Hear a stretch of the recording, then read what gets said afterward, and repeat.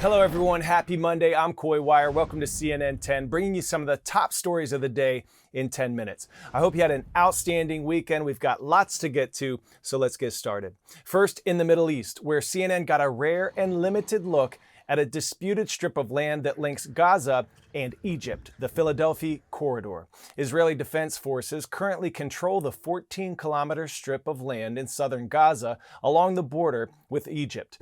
And it's been a major sticking point in ceasefire talks. Negotiators have been working to reach a deal to end the 11-month-long Israel-Hamas war, which started following the October 7th attacks in Israel by Hamas last year. Officials say negotiations are about 90% complete, but who ends up controlling what areas and the exchange of Palestinian prisoners of Israeli hostages are disputes that are holding up an agreement. And it's not clear when in-person negotiations will resume between both parties. Aid for Gaza would be a big part of that deal once it is reached. Hundreds of aid trucks a day would be allowed into the enclave, including fuel, equipment to clear rubble, and supplies for displaced Gazans who would all be part of the first phase of the agreement. CNN's chief global affairs correspondent Matthew Chance was on the ground there while CNN reported from Gaza under Israeli Defense Forces escort at all times. CNN retained full editorial control over this report. Well, we're being taken by the Israeli military into the Gaza Strip, and they've loaded us all, as you can see, into this metal-sided truck. We're going into the south bit of the Gaza Strip, which the Israeli military say they have under full operational control, but it's not entirely secure. They've brought us to this place called the Philadelphia Corridor. It's emerged as a sticking point in the negotiations to get a ceasefire and to get the hostages released. As you can see, it's right up against the Egyptian border. And it's important because the Israelis say this is an area which has been used over the years as a way of smuggling weapons into the Gaza Strip. Some of the smuggling has taken place overland through presumably holes in the fence and through other border crossings, but a lot of it has been taking place right under our feet. Okay, well, this is one of those tunnels. It's right on the border with Egypt, and you can see it is absolutely huge, wide enough to drive a car right the way through it. The Israeli military say that this tunnel, because it's so close to the Egyptian frontier, has been used by Hamas and other militants to store weapons in and to fire rockets from. You can see here the back of the wall. It's completely collapsed down. Apparently it was closed for some time now. We're driving now through the neighbourhood of Tel Sultan. Every one of the buildings here has been totally destroyed. You know, this was obviously a residential area with many people living in it, and the Israeli military say those people have moved for the most part to safe zones, humanitarian areas, not far from here, but look what they've left behind. Look what's happened to Gaza. Thank you. Rear Admiral Daniel Hagari is the chief spokesperson for the Israeli military.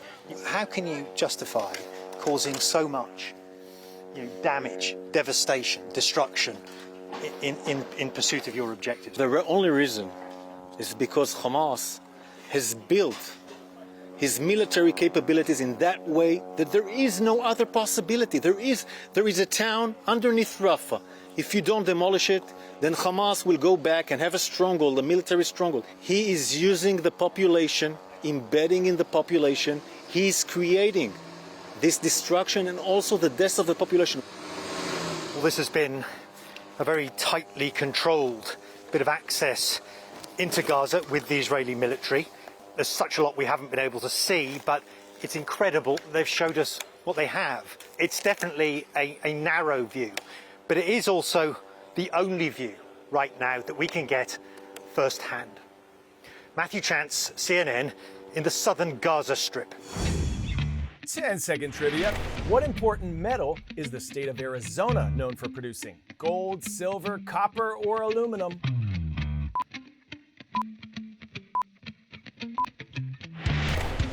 And copper is your answer here. Arizona has been the nation's leading producer of copper since the early 1900s. Sometimes it's the little things that can make the biggest difference. And today's CNN hero is changing lives by helping provide basic needs for her community. Her experience as a foster parent and adoptive mother inspired her to fill in the gaps and provide resources for Native American youth and their families, while also keeping them connected to their cultural and historical roots.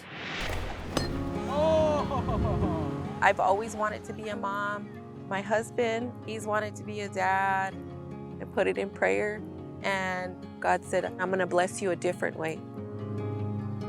We became licensed foster parents over 11 years ago. When I tell people I was abundantly blessed, within 6 months, I became a mom to 4 children that were all under the age of 2 years old. When the case manager said, you have 48 hours and we need this car seat back. And I'm like, what? So that's where I kind of knew where the gap was, and we needed to make a change and needed to figure out resources. Let people go through it.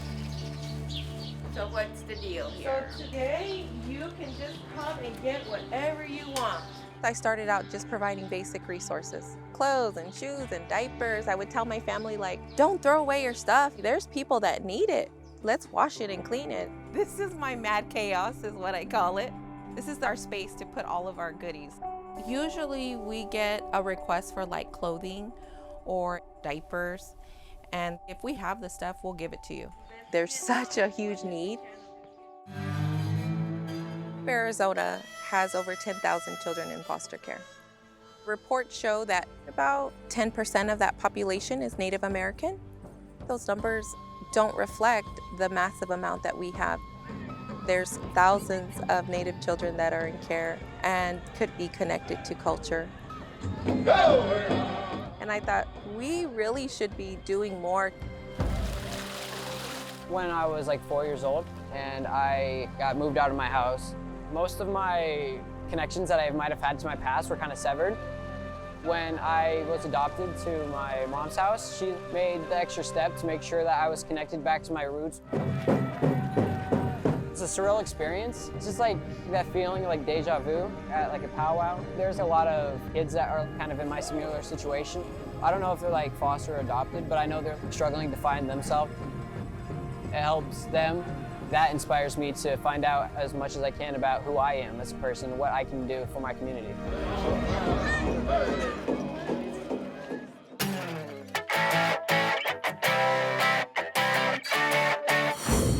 All right, we will get through today's story getting a 10 out of 10 swiftly. Maybe. The Maryland Corn Maze has designs Taylor Swift fans know all too well. A 300-foot guitar, 1989, heart hands, something from their wildest dreams. And it's huge. Ready for it? 8 acres and barely a blank space in sight. Amazing. The gift store has a Swiftie section. The whole experience comes complete with Taylor Swift songs on the playlist, a phone game, and Taylor Swift themed drinks and snacks. If any Swiftie had a cruel summer, this place would probably help them shake it off as we head into the fall. Our shout out today is going to West Lauderdale Middle School in Meridian, Mississippi. Fun fact, we all know Mississippi is super fun to spell, but also, did you know that it is the second longest river in North America, just short of the Missouri River, which is the longest. Make it a great Monday, everyone. Thanks for joining us right here on CNN 10. We will see you tomorrow.